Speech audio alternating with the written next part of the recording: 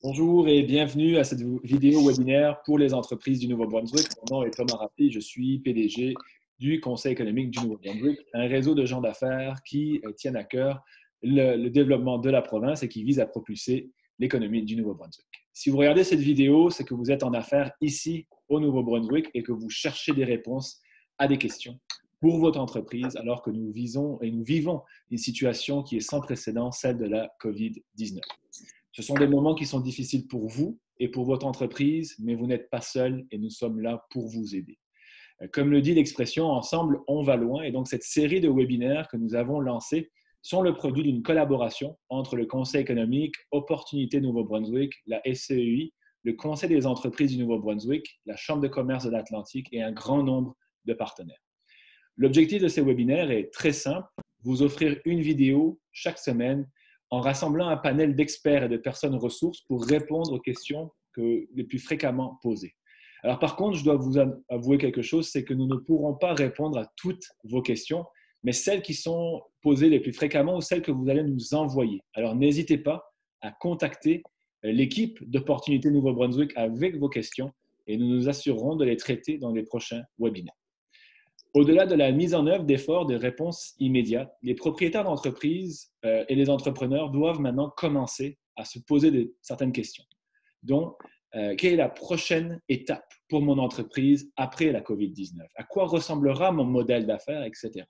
Alors, cette troisième vidéo de cette série de webinaires pour les entreprises du Nouveau-Brunswick répond aux questions fréquemment posées sur comment pivoter votre entreprise vers cette nouvelle réalité. Et aujourd'hui, j'ai le plaisir d'être accompagné par deux panélistes. Le premier, et qui revient pour un nouveau webinaire, Marc Babineau, agent de développement avec l'APK. Bonjour Marc. Bonjour Thomas. Merci d'être de nouveau avec nous pour ce webinaire. Et je suis aussi accompagné de Jean Brousseau, chef de la direction de Portfolio. Bonjour Jean. Bonjour Thomas. Merci beaucoup d'être ici, d'être avec nous Jean. Alors sans C'est plus un tarder, plaisir. merci. Alors sans plus tarder maintenant, je vais laisser la parole à Marc pour nous présenter une certaine mise à jour des mesures qui ont été annoncées par le fédéral et aussi de répondre aux questions les plus fréquemment posées à l'APK. Alors Marc, le micro est à toi. Bon, merci encore une fois Thomas et je voudrais répéter cette expression de merci aux organisateurs encore une fois. À ce moment ici, dans le climat économique qu'on est, c'est très important qu'on ait des sources comme celle-ci afin de s'assurer qu'on a toute l'information et qu'on a également des informations additionnelles afin de se préparer pour tout ce qui s'en vient et de faire face à la situation. Donc, merci, je vous reconnais pour ce que vous faites. Et je veux vous fournir premièrement aujourd'hui peut-être une discussion sur 4 points. Le premier point que je veux vous apporter, c'est quel programme d'appui financier fédéraux dois-je considérer? Et on a couvert ces sujets-là durant la dernière session, mais je veux peut-être faire un petit peu des détails. Donc, je veux donner les détails un petit peu qui ont changé parce que, comme j'ai dit la dernière fois, les détails ne cessent de changer. Ça change au jour le jour et je vous invite encore une fois à consulter et reconsulter les sites web que je vais vous donner tout à l'heure. Le premier que je veux toucher ce matin, c'est la subvention salariale d'urgence du Canada. C'est la fameuse subvention de 75 % pour les employés jusqu'à une concurrence de 847 $ par semaine. Ça, c'est pour les employeurs de toute taille et de tous les secteurs qui ont subi une diminution dans leur revenu brut. Et puis, voici le changement. On parle avant ça, c'était 30 %. Maintenant, on dit au moins 15 % en mars et de 30 % en avril et mai. Donc, c'est une distinction qu'on doit faire au niveau de ce programme-là. Les détails sont sur le site, vous pouvez le consulter. Fait qu'on a réduit de 30 % à 15 % pour le mois de mars. Le programme sera en vigueur pour une durée de 12 semaines, qui est du 15 mars au 6 juin. Ça, c'est pour le moment. En plus, nous proposons que les employeurs admissibles à la subvention aient droit au plein remboursement de certaines cotisations de l'employeur au niveau de l'assurance-emploi, du régime des pensions du Canada, du régime des retraites au niveau du Québec et aussi au niveau des assurances parentales qui sont payées aux employés. Donc, c'est des changements. Assurez-vous d'aller voir le site web pour ces changements-là. En plus, je vous rappelle qu'il y a le programme de crédit aux entreprises qui est là pour verser une somme d'environ 40 000 en soutien à grandeur du Canada. Ces programmes-là, c'est par l'entremise de la Banque de développement du Canada, qui est la BDC, et d'exportation et développement Canada, qu'on connaît sous le nom de EDC. En fait, la BDC et EDC vont collaborer avec les prêteurs du secteur privé, donc les institutions financières, afin d'offrir ces solutions de financement-là. C'est un peu différent, ce n'est pas ce que vous êtes habitué au niveau de la BDC et EDC. EDC n'était pas dans ce domaine-là, ils le sont maintenant et on est content de voir que ça va adresser certaines niches du marché, certains besoins des entreprises. Donc, EDC, au niveau de la garantie de prêt pour les PME, collabore avec les institutions financières pour accorder aux PME des crédits à l'exploitation et des prêts à terme pouvant atteindre 6,25 millions de dollars. Donc, on parle d'une capacité pour peut-être les plus grandes entreprises et pour certains besoins qu'ils pourraient avoir. Au niveau du programme de prêt conjoint pour les PME avec la BDC, eux aussi collaborent avec les institutions financières pour faire des prêts à terme. Et c'est pour répondre aux besoins de flux de trésorerie opérationnels de ces entreprises-là. Ces deux programmes-là vont être déployés à la mi-avril, donc bientôt. Puis, les entreprises devraient communiquer avec leurs institutions financières afin d'avoir les détails, parce que leurs institutions financières vont être impliquées au niveau de la transaction et on vous invite à avoir cette discussion-là déjà à ce moment-ci afin de vous assurer que vous avez les premières démarches. Au niveau du compte d'urgence pour les entreprises, on parle du 40 000 qui est un prêt au niveau d'une marge de crédit qui est garantie par le gouvernement et qui n'aura pas d'intérêt. Il n'y a pas eu beaucoup de changements à ce niveau-là, mais je tiens à le rappeler que c'est encore, au jour d'aujourd'hui, admissible aux organisations qui ont versé entre 50 000 et 1 million de dollars au salaire en 2019. Ce programme-là également, si vous voulez consulter votre institution financière, eux vont être au courant des changements, mais vous pouvez également consulter les sites web que je vais vous donner dans un instant pour vous assurer que vous avez toute l'information à date. Jusqu'à date, il n'y a pas eu de changement dans ce programme-là, mais on doit consulter au jour le jour pour voir qu'est-ce qu'on peut faire. Si vous voulez vous préparer pour ce programme-là, assurez-vous d'avoir votre sommaire de la rémunération payé, vos T4 de compléter et de prêt parce que ça va faire partie des démarches afin d'accéder le prêt de 40 000 sans garantie et intérêt pour un an. Le prochain point que je vais apporter des changements, le prochain programme où je vais apporter des changements, c'est au niveau de la prestation canadienne d'urgence, connue sous l'acronyme PCI, qu'on discute récemment.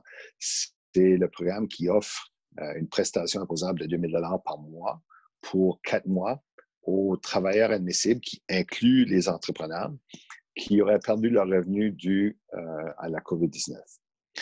Il y a un portail avec des questions qui pourraient vous aider à vous orienter vers qui est admissible, qui n'est pas admissible, incluant pour vos employés, parce qu'on a beaucoup de questions des entrepreneurs sur comment dois-je orienter mes employés vis-à-vis cette prestation canadienne d'urgence-là.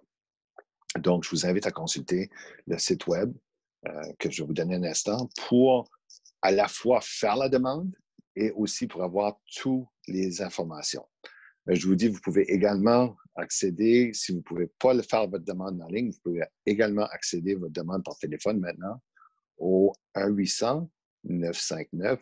1-800-959-2019.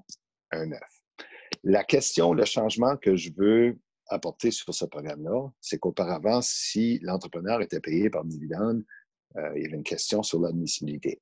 Je peux vous dire que oui, si vous êtes payé par le biais de dividendes, vous êtes admissible. Cependant, il faut que les dividendes soient ce qu'on appelle non admissibles, qui veut dire c'est des dividendes qui généralement, les dividendes sont en provenance des revenus des sociétés imposables selon le taux pour les petites entreprises, qui est la majorité des cas.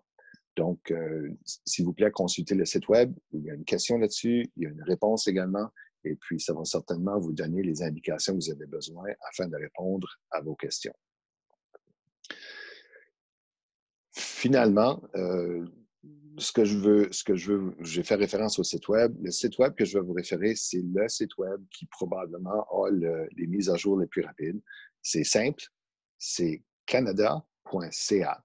Allez sur le site de canada.ca et tout au haut du site web, il y a un carré beige. Cliquez sur le carré beige et vous allez avoir toute l'information mise à jour au jour le jour sur les programmes fédéraux.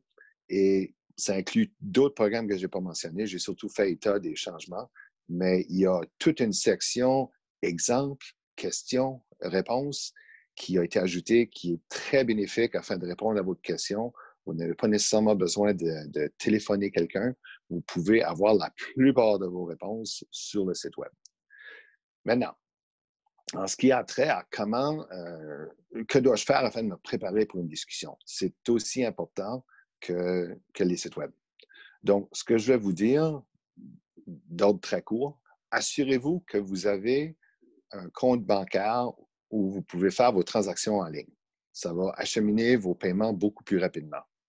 Assurez-vous également que vous avez accès à votre compte d'affaires, mon compte, sur le site de l'Agence de revenus du Canada et que vous avez également organisé votre compte pour que vous ayez le dépôt direct. Parce que c'est avec le dépôt direct que vous allez recevoir vos prestations plus rapidement que par chèque au niveau du courrier. Assurez-vous d'avoir votre sommaire de la rémunération payée T4 en main et assurez-vous d'avoir également vos états financiers intérimaires et vos 3 années précédentes. Puis, je vous dis ça parce que c'est important d'avoir vos états financiers lorsque vous allez approcher votre institution financière.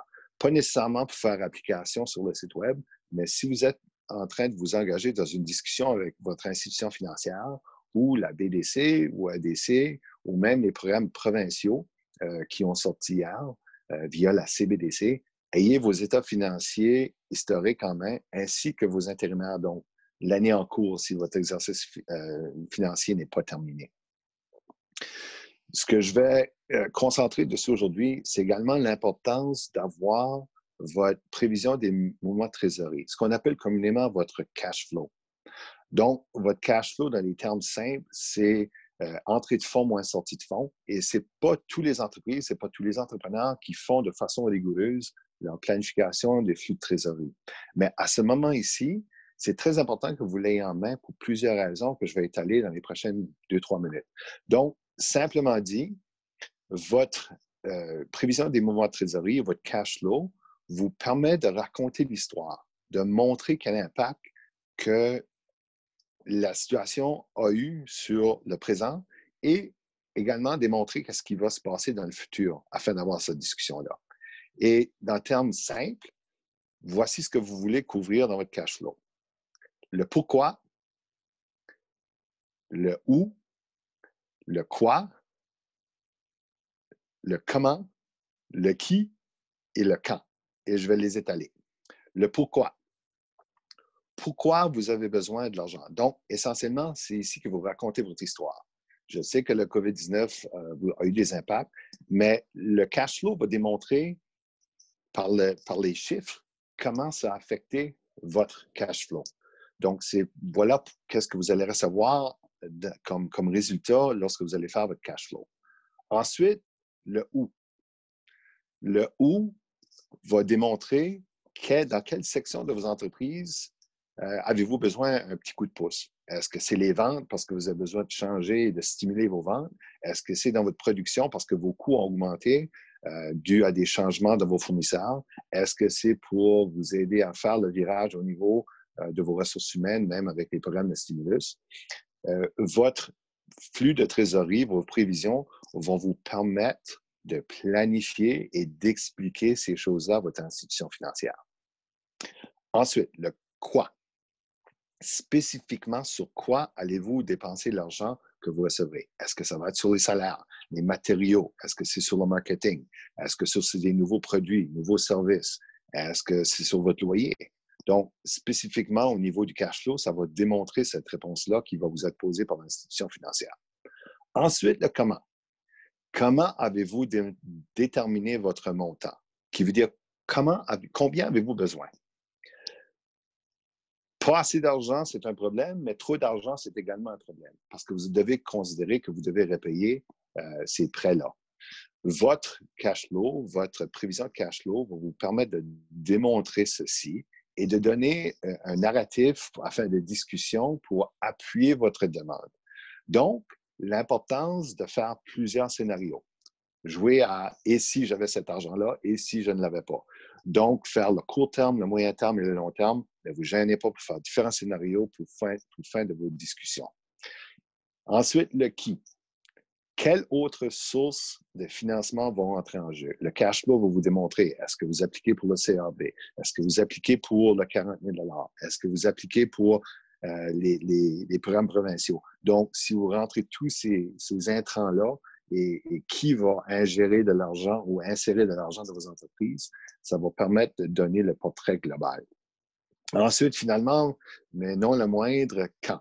C'est important pour les institutions financières de savoir quand allez-vous repayer. Et je sais qu'à ce moment ici, vous allez faire quelques prêts peut-être, et c'est une question très difficile à répondre.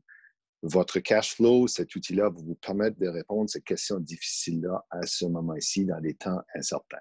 Donc, faites votre cash flow, faites-en plusieurs scénarios et puis ayez ça en main lorsque vous téléphonez ou lorsque vous approchez votre banque. Pour ce faire, mon dernier point aujourd'hui, vous n'êtes pas tout seul. Vous avez accès à des ressources. La première ressource, c'est évidemment l'APK, dont je fais partie et dont on a une armée de gens qui sont là pour vous guider. Vous pouvez nous rejoindre au numéro suivant, 1-800-561-4030, 1-800-561-4030. Et puis, il y a quelqu'un qui va être acheminé pour vous guider dans ce processus-là au niveau des programmes, au niveau de la planification. Il y a également Entreprise Canada, 1-888-576-4444, 1-888-576-4444. Et puis, sur ce site web-là d'Entreprise Canada, vous pouvez également avoir des modèles de cash flow dont je vous ai fait état il y a quelques instants, et aussi d'autres outils de planification d'affaires, ainsi que toutes les informations sur les programmes. Et comme mot de la fin, ce que j'aimerais vous dire, ces gens vont vous entretenir dans quelques instants sur plusieurs sujets. Et puis, ces sujets-là sont très importants. Je vous invite à écouter attentivement et à porter attention sur les points qu'il va vous apporter parce que ces points-là vont vous permettre ensuite de faire le cash flow. Les décisions que vous allez faire suite aux points que Jean va vous donner vont vous donner les hypothèses et les outils pour que vous puissiez faire ensuite y attacher des chiffres pour faire votre cash flow, pour faire vos demandes. Donc, c'est un peu ça pour moi. Thomas, je te remercie encore une fois. Je souhaite bonne chance à tous les entrepreneurs et bon courage. Tu es encore sur mute.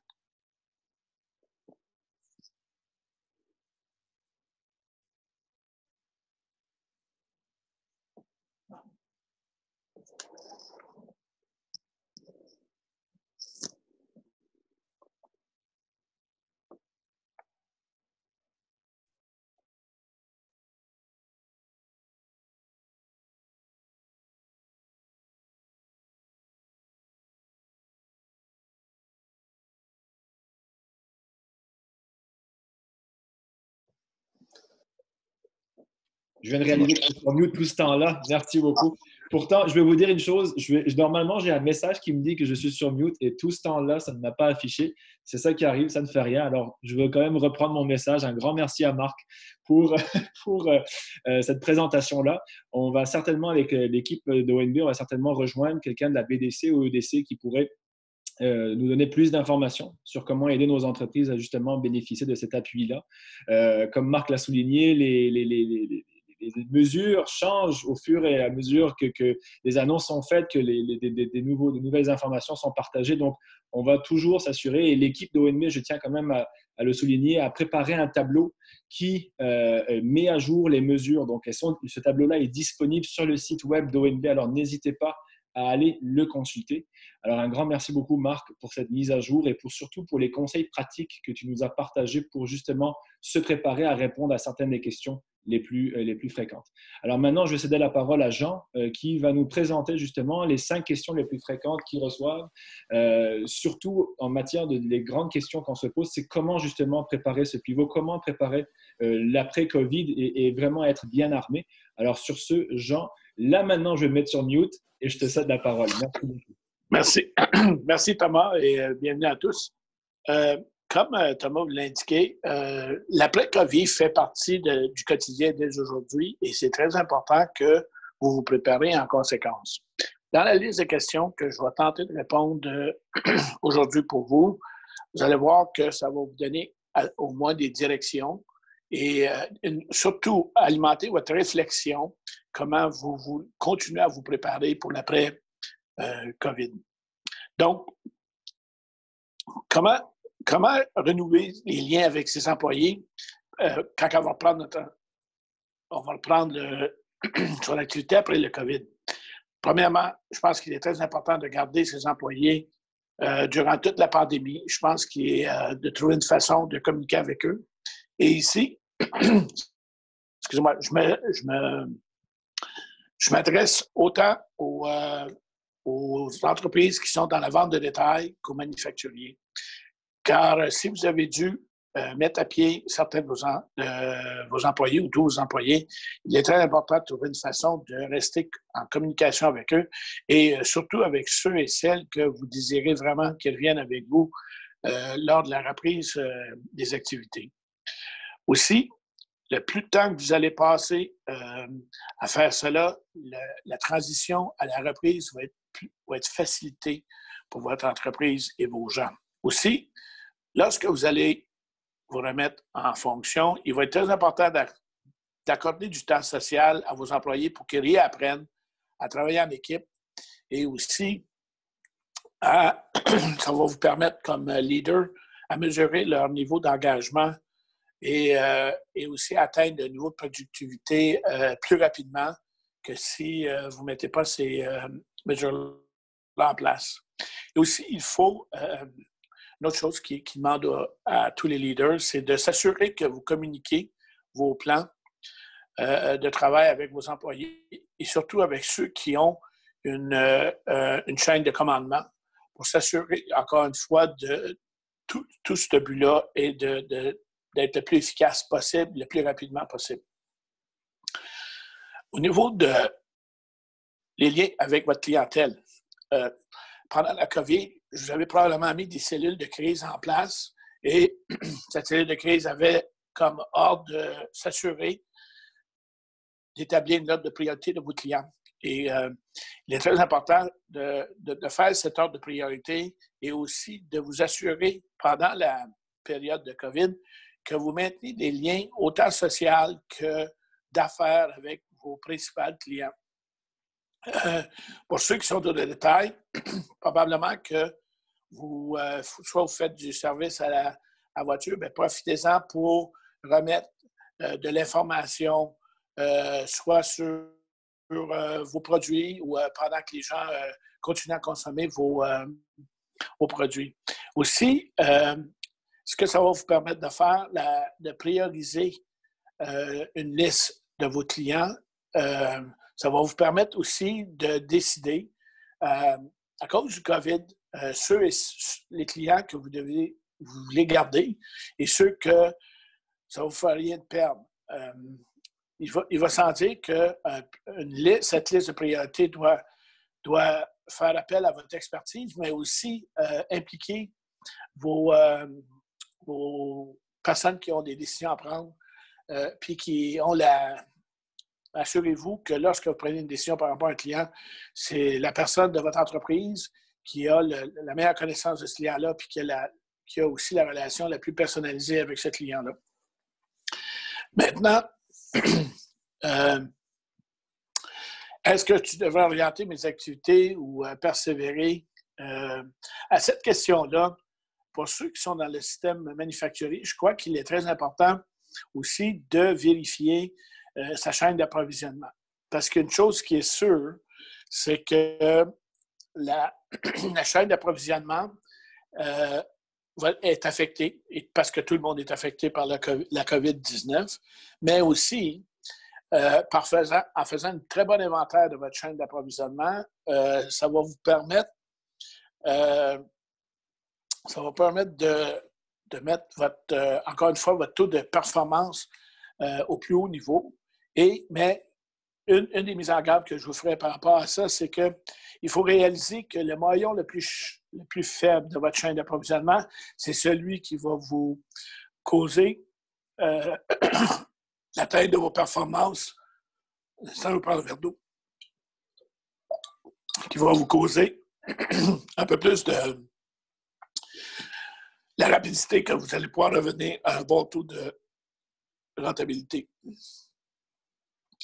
Aussi, les changements, dans tout ce que je vais vous parler ce matin, s'il y a un message que j'aimerais vous retenir plus, c'est qu'il faut accepter le fait que le comportement des clients a changé et il changera encore après la COVID-19.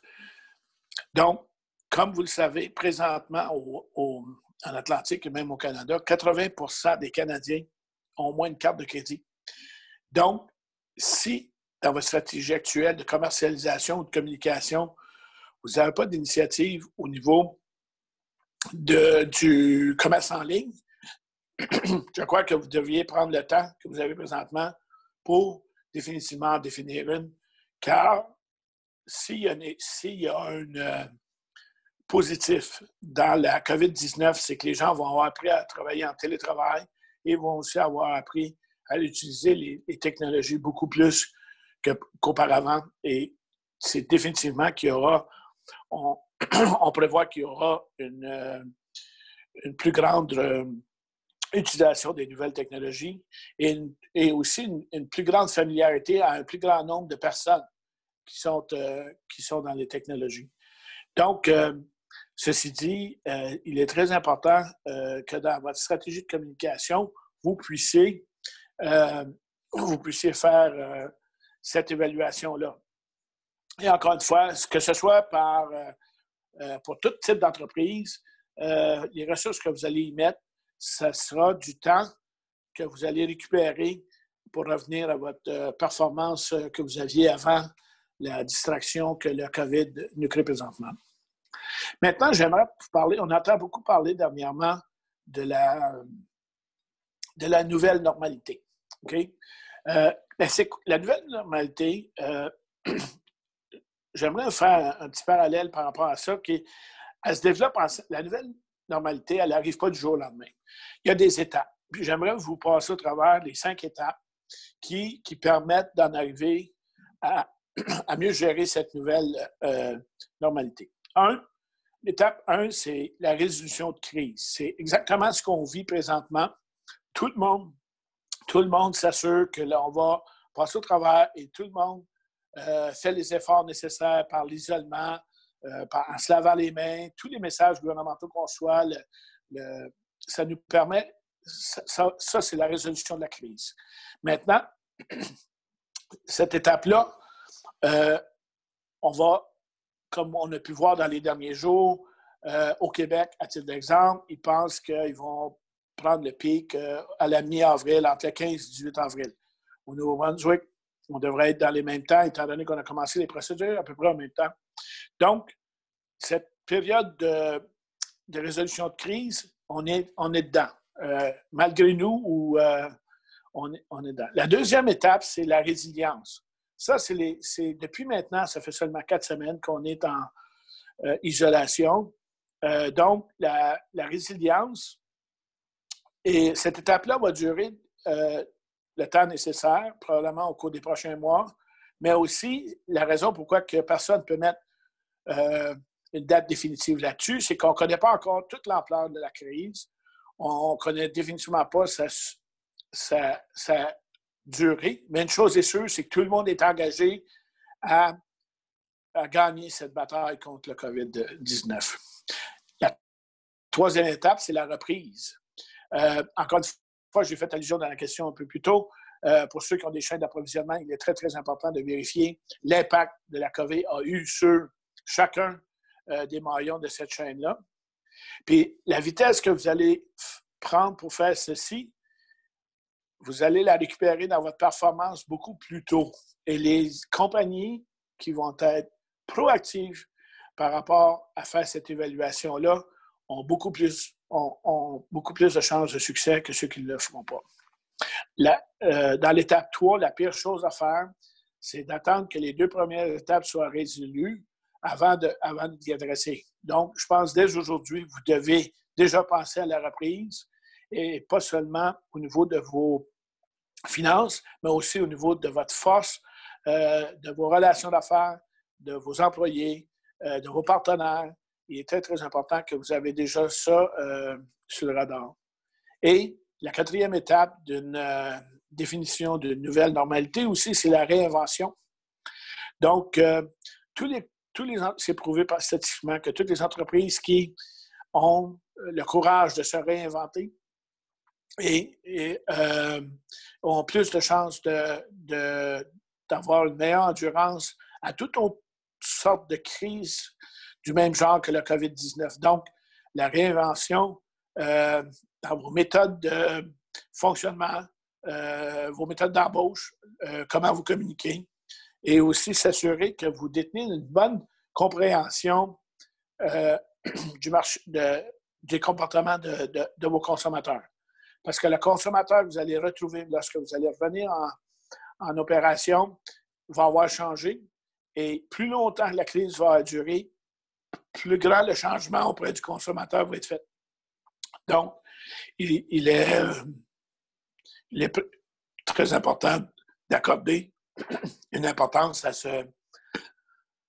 à la réinvention de l'offre que vous allez faire au consommateur. Et la dernière étape, c'est la reformulation. Ceci, c'est s'adapter aux nouvelles politiques qui vont avoir lieu, le nouveau cadre juridique qui va avoir les nouvelles règles au niveau de la protection des droits des individus, que ce soit ça ou les nouvelles règles dans votre secteur, proprement dit. Donc, c'est la 5e étape de la nouvelle normalité.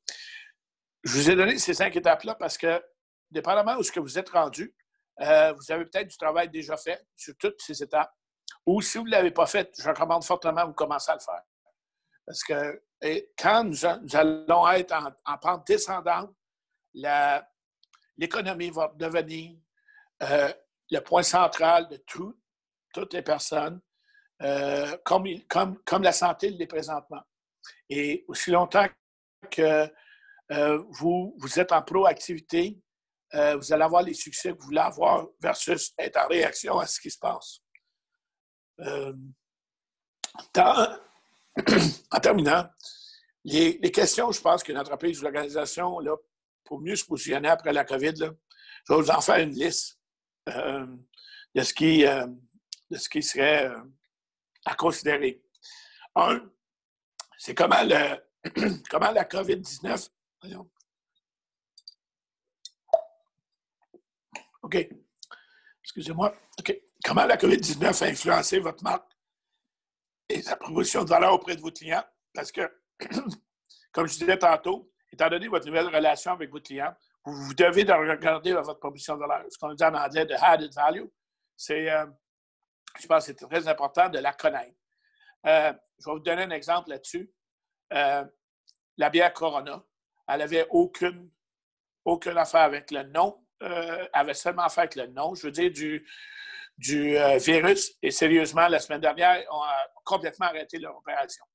Donc, c'est sûr que si je posais cette même question-là à cette entreprise-là aujourd'hui, je ne sais pas s'ils sont très satisfaits de comment ils ont géré la crise pour en arriver à un fait qu'on arrête les opérations.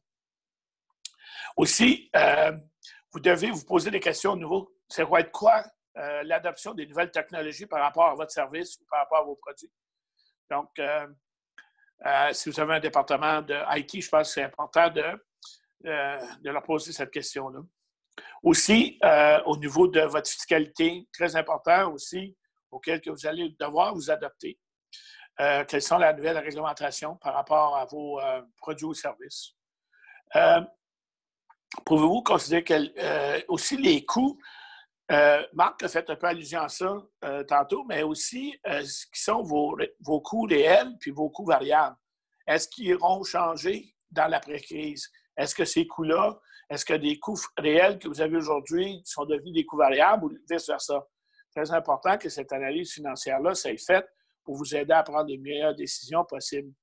Et avant tout, comme toute entreprise, que vous soyez petite, moyenne ou grande, la force de votre entreprise sont vos employés et les gens qui la gèrent.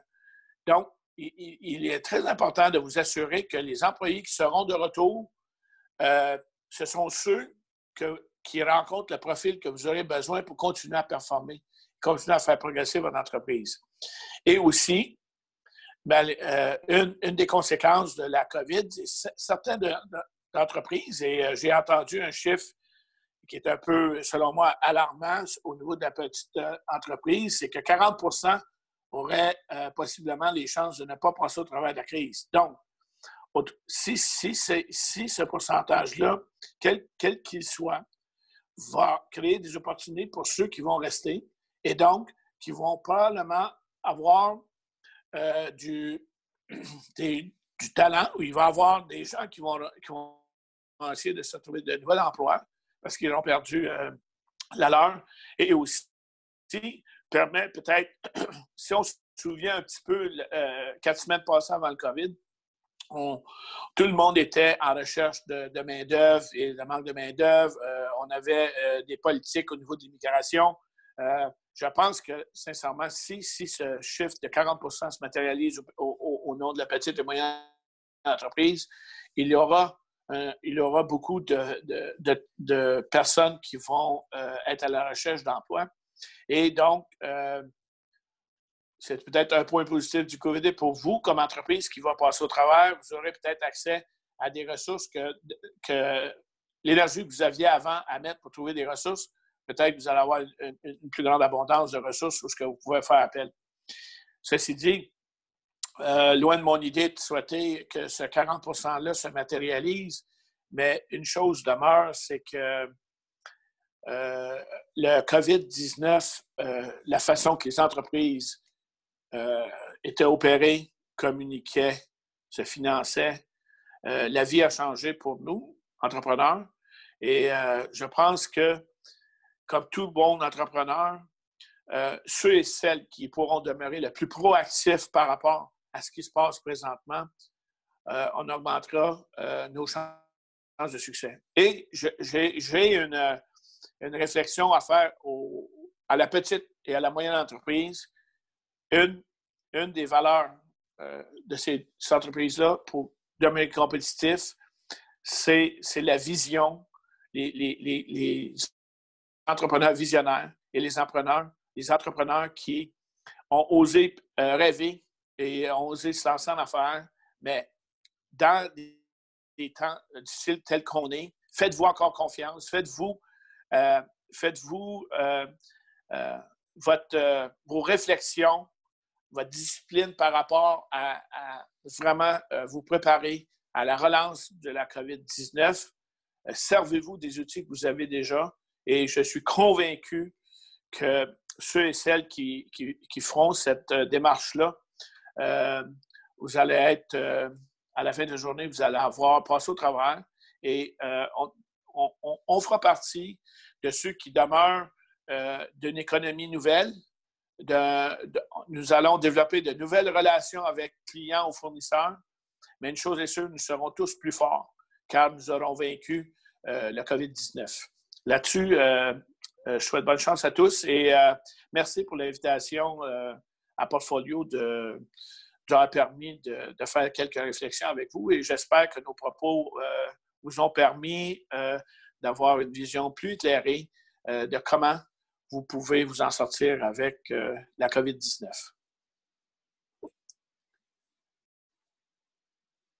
Voilà. Merci beaucoup, Jean, pour cette présentation. Surtout les pistes de réflexion que vous avez amenées, que vraiment qui est aussi votre champ d'expertise avec Portfolio, de justement amener vos clients à penser à demain et vraiment se préparer parce que comme tu l'as très bien dit, ceci, c'est une phase. Et donc, il faut bien évidemment s'équiper. Il y a des joueurs comme l'APK et le gouvernement fédéral et provincial pour appuyer pour aujourd'hui, mais pour demain, il faut le préparer aujourd'hui. Et je pense que justement, les pistes de réflexion, les questions que tu as présentées sont très, très pertinentes pour nos entreprises de justement faire ce pivot.